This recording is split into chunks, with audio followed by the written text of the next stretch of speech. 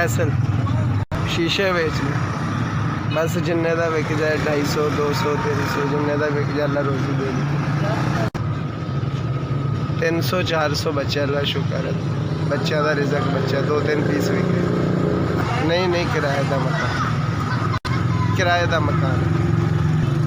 3000 रुपया महीना मुल्तान 3 माशा 3 2 बेटियां 1 बेटा 3 बच्चे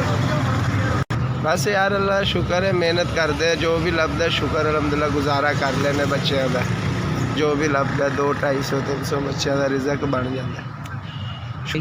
नहीं मोबाइल शुबैल के शौक नहीं रखे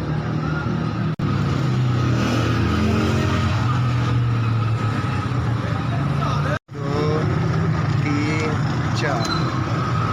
4,000 रुपये दी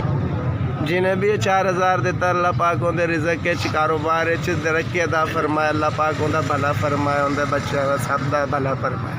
बड़ा बंदा मैं शुक्र गुजार हाँ तो अल्लाह पाक तुहानू आबाद रखे जी मेरा रिजक का जरिया बना दिता अल्लाह पाक तुहाडे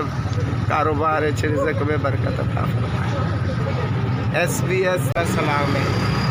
SBS तुहाडी बड़ी मेहरबानी।